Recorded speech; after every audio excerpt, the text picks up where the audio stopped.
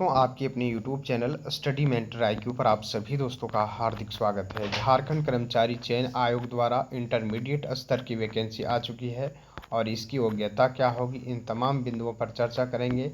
Age limit क्या होने वाले हैं, कौन कौन से पोस्ट हैं, किस विभाग में है, ये पद निकल के आ रहे हैं, इन तमाम बिंदुओं पर चर्चा करेंगे। तो यही वैकेंसी है आपका विज्ञापन संख्या 15/2023 में निकाला गया है और झारखंड इंटरमीडिएट स्तर की वैकेंसी है। कंप्यूटर ज्ञान एवं कंप्यूटर में हिंदी टंकन अहार्ता धारक के लिए ये वैकेंसी निकल के आ रही है। टोटल ये वैकेंसी आपका 863 पोस्ट पर वैकेंसी निकाला गया है। इसकी जो परीक्षा शुल्क है 100 रुपया रखा गया है, जबकि SC और ST वर्ग के छात्रों के लिए 50 रुपया का शुल्क रखा गया है। ये रिक्तियाँ जो है विभिन्न विभागों में, झारखंड के खान एवं भूतत्व विभाग में, नगर विकास आवास विभाग में, और इसमें से स्टेनोग्राफर और LDC दोनों तरह के पोस्ट हैं। दोनों के लिए टोटल 863 पोस्ट निकाले गए हैं। सर्व नियोजन एवं प्रशिक्षण कौशल विकास विभाग में भी वैकेंसी निकल के आ रही है। खान एवं भूतत्व विभाग में भी है और उच्च तकनीकी शिक्षा एवं तकनीकी शिक्षा निदेशालय के अंतर्गत भी निकाला गया है। पॉलिटेक्निक राजकीय पॉलिटेक्निक कॉलेजों में भी LDC के पद निकाले गए हैं और महिला राजकीय पॉलिटेक्निक कॉलेज दोनों में ये वैकेंसी निकल के आ रही है। श्रम नियोजन एवं प्रशिक्षण विभाग एवं कौशल विकास विभाग के अंतर्गत ये वैकेंसी निकाली गई है और इसमें से निम्न वर्गीय लिपिक जो LDC की पोस्ट हैं और सभी अलग अलग विभागों में ये वैकेंसी आपको देखने को मिल रहा है।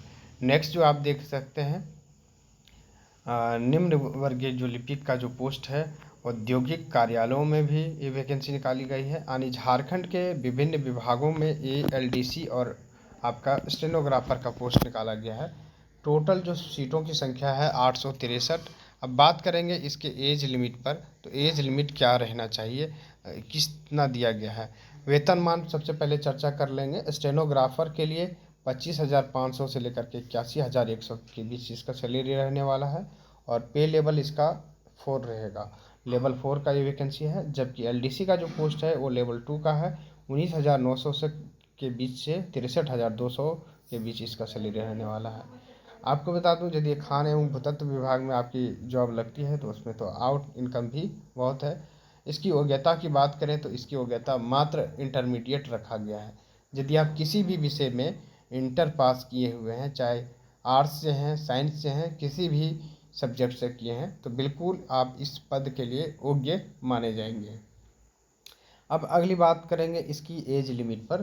तो एज लिमिट जो है दिया गया है टोटल, इसमें 1/8/2023 से गणना की जाएगी न्यूनतम और अधिकतम 1/8/2019 की गणना की जाएगी। 18 वर्ष न्यूनतम उम्र सीमा रखा गया है, जबकि अधिकतम उम्र सीमा 35 वर्ष रखा गया है। यदि किसी का एज एक्सपायर हो रहा है तो वे 1/8/2019 के आधार पर वो गणना कर लेंगे और 1/8/2019 के आधार पर गणना करेंगे तो उसका 35 से अधिक नहीं होना चाहिए। इस आधार से आप अपने देख लीजिएगा।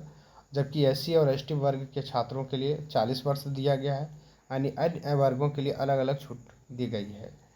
तो बिल्कुल आप लोग यदि योग्य होंगे तो आवेदन ज़रूर कर लें, क्योंकि ये बहुत ही अच्छी पोस्ट है। पिछली बार जब पंचायत सचिव में ये वैकेंसी निकाली गई थी LDC का, तो वो पंचायत स्तरीय LDC के पोस्ट हैं जिसमें अलग अलग विभागों के लिए पद दिए गए थे।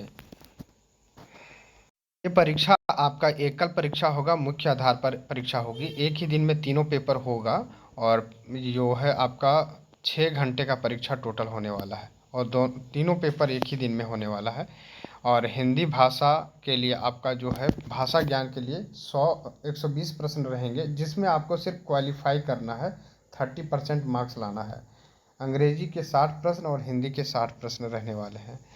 इसके बाद जो आपका जॉब को परमानेंट करेगा, यानी मेरिट जो बनाएगा, वो पेपर 2 और पेपर 3 के आधार पर बनेगा। आप किसी एक भाषा को चूज कर पाएंगे, हिंदी, अंग्रेजी, संथाली, बांग्ला, खोरठा, नागपुरी, कुरमाली हो, खड़िया, कुडू, किसी एक भाषा, पंचपरगनिया, इसमें से किसी एक भाषा को चूज कर लेंगे और ये टोटल 100 अंकों का होगा। 100 प्रश्न रहने वाले हैं और 30% अंक लाना ज़रूरी होगा इसमें कम से कम, तभी आप क्वालिफाई हो पाएंगे। इसके बाद पेपर 3 की बात करें तो 120 क्वेश्चन पूछे जाएंगे। इसमें भी 2 घंटे का समय दिया जाएगा और इसका जो सिलेबस दिया है सामान्य अध्ययन 30 प्रश्न, इसमें करंट अफेयर का भी क्वेश्चन रहेगा, इसके साथ जीके जीएस का प्रश्न तो रहेगा, हिस्ट्री ज्योग्राफी पॉलिटी, साथ ही साथ साइंस के भी क्वेश्चन इसमें इंक्लूड रहेंगे।